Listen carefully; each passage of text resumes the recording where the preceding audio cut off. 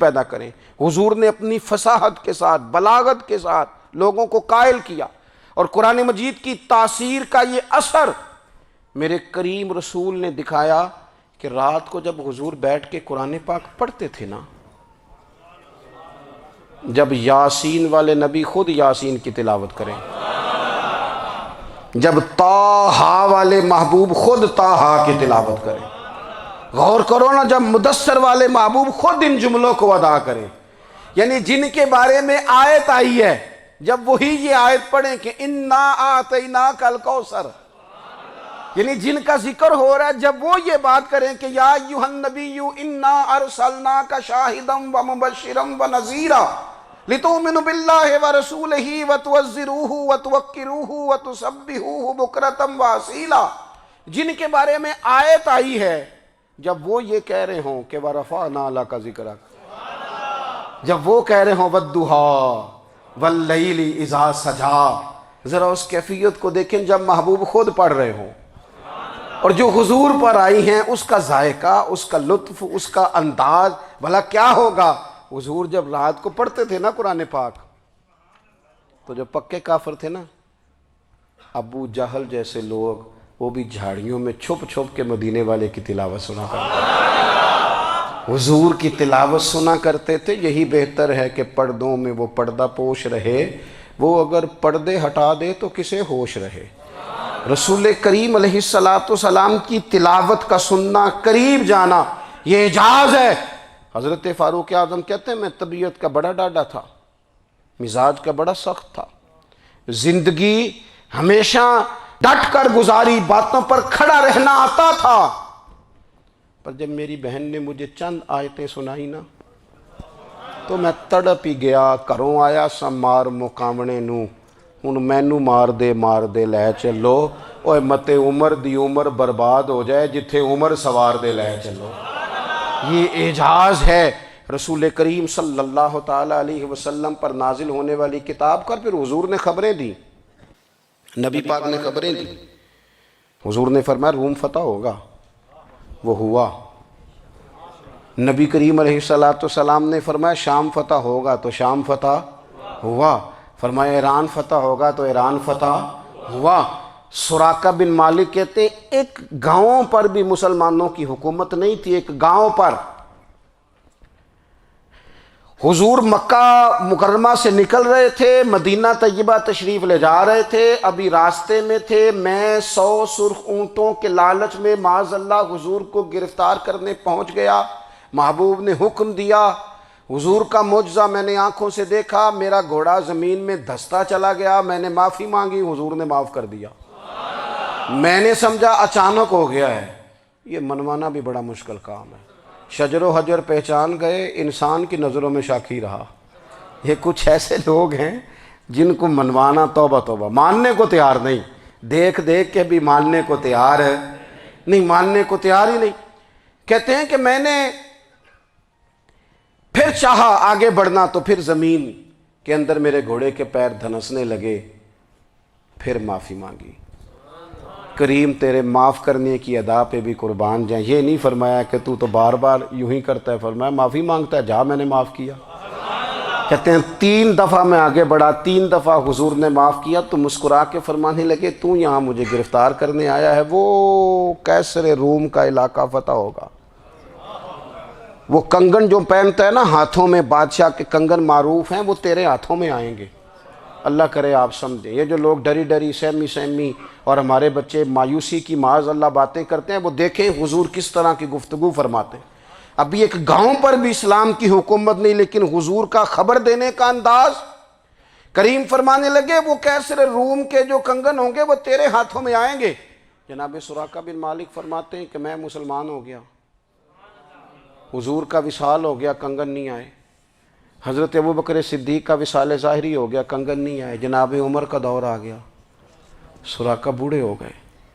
کوئی بندہ پوچھتا نا کہ اب تو عمر ڈھل گئی ہے، زندگی کا پتہ نہیں، کہنے لگے نہیں میں نہیں جاتا، جب تک کنگن نہیں آتے اسرائیل کوئی نہیں آئیں گے، کیونکہ ساڈے نبی دی زبان ساڈے واسطے قرآن، جو دن کو کہہ دیا دن ہے تو دن نکل آیا، جو شب کو کہہ دیا شب ہے تو رات ہو کے رہی، اور خدا نے ان کی زبان کو وہ اختیار دیا، جو نکلی منہ سے ان کے وہ بات ہو کے رہی۔ اور فاضل بریلوی کا تو انداز ہی پھر انوکھا ہے نا، وہ تو کہتے ہیں وہ زبان جس کو سب کن کی کنجی کہے، جس کو سب کن کی کنجی کہیں، اس کی نافذ حکومت پہ لاکھوں سلام۔ کہنے لگے نہیں آتے حضرت اسرائیل، فکر نہ کرو، بوڑھے ہو گئے تھے، نکلنا گھر سے بند کر دیا تھا، حضرت عمر کا دور تھا، کنگن آ گئے۔ حضرت فاروق اعظم نے ان کے پوتوں سے، نواسوں سے، بچوں سے کہا جاؤ بلا کے لاؤ، کہا دادا جان بوڑھے ہیں، فرمایا تم کان میں کہہ دینا کنگن آ گئے، پھر تم دیکھنا تو صحیح۔ پھر حضرت سراقہ آئے، حضور نے جو خبریں دیں، نبی پاک علیہ السلام نے جو گزشتہ قوموں کے احوال بیان کیے، اور پھر میرے نبی پاک علیہ السلام نا دنیا میں عزتیں دینے آئے، عزتیں۔ یہ مزاج ہمیں کم کرنا چاہیے، یہ جو ہم ساری زندگی اس کام میں لگا دیتے نا، کسی کو نیچا کیسے دکھانا ہے، یہ انداز حضور نے نہیں ہمیں دیا۔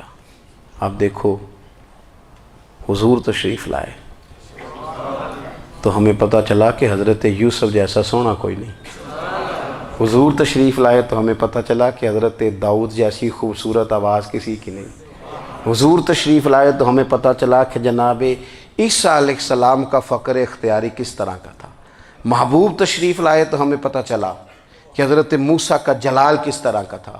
یہ تو حضور آئے تو نبی پاک علیہ السلام نے اس کی بھی عظمت بیان کی، اس کی بھی شان بیان کی، حضور نے بتایا کہ ابو بکر صدیق کی شان کیا ہے، فاروق اعظم کا مرتبہ کیا ہے، عثمان غنی کی حیا کیا ہے، مولا علی کی شجاعت کیا ہے، اہل بیت نبوت کی عظمت کیا ہے۔ حضور آئے عزتیں دینے، ماں کو عزت دی مدینے والے رسول نے، کہا جس کا باپ راضی ہو گیا اس کا رب راضی ہو گیا، فرمایا جو 2 بیٹیاں 3 بیٹیاں 4 بیٹی بہنیں یا ایک بیٹی یا بہن بیاہ کے آ گیا نا، اس طرح میری 2 انگلیاں جڑی ہوئی ہیں، میرے ساتھ جڑ کے جنت میں جائے گا۔ رسول کریم صلی اللہ تعالی وسلم نے عزت دی، عزت دی۔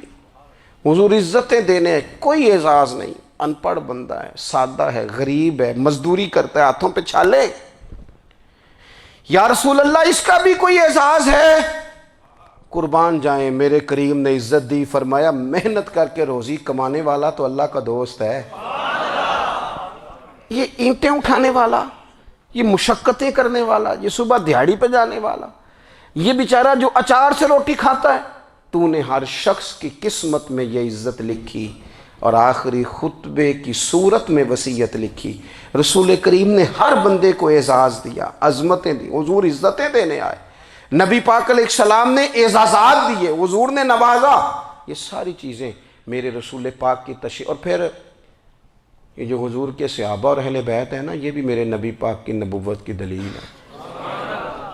اتنی جلدی انقلاب آیا نہیں کرتے، وہ کل تک جو رہزن تھے حضور نے راہبر بنا دیے، وہ لوگ جو کل تک ایک دوسرے کے گلے کاٹ کے کھاتے تھے، ایک دوسرے کو مارتے تھے، تکلیف پہنچاتے تھے، برادری ازم پہ لڑتے تھے، حضور نے بھائی بھائی بنا دیے۔ ایک پلیٹ میں کھانا کھانے لگے، سیدنا بلال حبشی، صہیب رومی، سلمان فارسی، حضور نے یوں کر کے ملا دیا۔ نبی کریم علیہ السلام نے تقسیمیں ختم کر دی دنیا میں، حضور کہ صحابہ نے اپنا کردار اس طرح کا دکھایا، اتنا بلند کیا، اور صحابہ کرام علیہم رضوان اس کو دیکھ کر اتنی بلندیوں پہ گئے کہ گواہیاں اللہ کا قرآن دیتا ہے۔ فرمایا محمد الرسول اللہ والذین معہ اشداء علی الکفار رحماء بینہم تراہم رکعا سجدا یبتغون فضلا من اللہ ورضوانا۔ فرمایا یہ جو میرے محبوب کے ساتھ والے ہیں کافروں پر سخت ہیں، آپس میں نرم دل ہیں، تم جب بھی انہیں دیکھو گے سجدے کرتے دیکھو گے، رکوع کرتے دیکھو گے، تم انہیں دیکھو گے اللہ کی رضا کے متلاشی ہیں۔ انہیں ساری مادہ پرستی سے نکال کر محبوب نے رب کی رضا کے رستے پہ ڈال دیا۔ میرے نبی کریم سید عالم صلی اللہ تعالیٰ علیہ وسلم کی نبوت کے دلائل کے طور پر یہ ساری چیزیں آئیں۔ بس میں بات سمیٹنے لگا ہوں۔ حضور کا جو اخلاق ہے نا، وہ بھی نبی کریم علیہ السلام کی نبوت کی بہت بڑی دلیل ہے۔ وَإِنَّكَ لَعَلَىٰ خُلُقٍ عَظِيمٍ۔ محبوب ہم نے آپ کو نا خلق عظیم کا مالک بنایا ہے۔ کچھ لوگ سمجھتے ہیں صرف آپ کا بولنے کا انداز ٹھیک ہو تو آپ با اخلاق ہیں۔ نہیں بھائی، بولنے کا انداز ٹھیک ہونا با اخلاق نہیں، سچ بولنا اخلاق کی علامت ہے۔ آپ کا حق بات کرنا اخلاق ہے، آپ کا صحیح گواہی دینا اخلاق ہے، آپ کا اللہ تعالیٰ کی طرف سے آزمائش آنے پر صبر کا مظاہرہ کرنا اونچا اخلاق ہے۔ رب نعمت دے تو آپ کا وجود ڈھلتا جائے شکر میں، یہ اخلاق ہے۔ رب کریم اگر آپ کو کسی وقت کسی آزمائش میں اپنی حکمت سے ڈالتا ہے تو عزت نفس کو برقرار رکھنا، خودداری کو برقرار رکھنا، یہ اخلاق۔ نبی پاک نے اعلیٰ ترین اخلاق کی بات بتائی، اعلیٰ ترین۔ حضور نے لوگوں سے بیعت لیتے وقت کہا تھا میرے ہاتھ پر بیعت کرو، چوری نہیں کرو گے۔ نبی پاک علیہ السلام نے مختلف امور پر بیعت لی۔ حضرت حکیم بن حزام کہتے ہیں حضور نے میرے ہاتھ پہ ہاتھ رکھ کے کہا میرے ہاتھ پہ ہاتھ رکھ کے بیعت کرو کہ کسی دنیا دار سے سوال نہیں کرو گے، خودداری سے زندگی گزارو گے، عزت نفس سے جو رب نے تمہیں دیا ہے تم اس پر راضی رہو گے۔ لوگوں کی جیبوں کو ٹٹولنا، دوسروں کی دولتوں پہ راج کرنا، دوسروں کے مال پر نگاہیں ڈالنا اللہ کے حبیب نے پسند نہیں فرمایا۔ فرمایا بیعت کرو کہ تم کبھی کسی سے سوال نہیں کرو گے۔ حد ہو گئی۔ نبھانے والوں نے پھر اس عہد کو نبھایا اور کمال کر دی۔ حضرت حکیم بن حزام گھوڑے پہ بیٹھے تھے، ہاتھ میں درہ تھا، وہ زمین پہ گر گیا، قریب غلام کھڑا تھا۔ حضرت حکیم بن حزام خود گھوڑے سے اترے، درہ اٹھایا، دوبارہ گھوڑے پہ بیٹھے۔ غلام عرض کرنے لگا حضور مجھے بتا دیتے میں اٹھا کے دے دیتا۔ آنکھیں چمک اٹھیں، فرمانے لگے کیسے بتا دیتا؟ اپنے رسول سے وعدہ کیا ہے کبھی کسی سے سوال نہیں کروں گا، کبھی سوال نہیں کروں گا۔ اللہ کے محبوب نے ہمیں اعلیٰ اخلاقی قدروں کی بات ہمیں سکھائی ہے۔ ہم دیکھتے ہیں کہ بڑی جلدی 2 4 5 لوگوں کے غصہ دلانے پر ہم ساری اخلاقی حدوں کو کراس کر جاتے ہیں۔ دوستو ہمارا ایک ویژن ہونا چاہیے، ہمارے ذاتی رویے بڑے معتبر ہونے چاہیے۔ لین دین کے معاملات کے اندر مسلمانوں کو بڑا صاف ستھرا ہونا چاہیے۔ ہمیں اپنی معاشی زندگی میں روزمرہ کے معاملات میں ہماری توجہات کا مرکز صرف اللہ رسول کی ذات ہونی چاہیے۔ رب کریم نے اپنی حکمت سے کسی کو کتنا دیا ہے یہ اس کی حکمت کے تقاضے ہیں۔ ہمیں اس نے جس رنگ میں جس حال میں رکھا ہے ہمیں اپنے رب کی رضا پر بہت زیادہ مطمئن ہونا چاہیے۔ اچھا پھر ایک اور بات، جن چیزوں کو ہم نے دکھ بنایا ہے نا یہ تو وہاں دکھ تھا ہی نہیں۔ مہینہ مہینہ چولہا نہیں جلا، لیکن کسی جگہ اظہار غربت ہے حضور کی اولاد پاک کا یا صحاب کا یا ازواج کا۔ مہینہ مہینہ چولہا نہیں جلا، لیکن یہ اخلاق عالیہ کا حسن دیکھو۔ اپنے گھر مہینہ مہینہ چولہا نہیں جلا، جو مانگنے آیا اسے جھولی بھر کے عطا فرمایا، کوئی دروازے سے خالی نہیں گیا۔ عزیز بھائی اگر زندگی میں اخلاقی قدریں ہم اپنا لیں اور ہم تھوڑا تھوڑا کر کے اپنے آپ کو تبدیل کریں، ساری زندگی توجہ رہی کہ فلاں کیا کر رہا ہے فلاں کیا کر رہا ہے، تھوڑا سا گردن کو جھکا کے اپنے اوپر توجہ ڈالیں، اپنے آپ کو وقت دیں۔ حضور کے اخلاق عالیہ کی روشنی میں، تعلیمات حسنہ کی روشنی میں ہم اپنے کردار و عمل پر تھوڑی توجہ دیں۔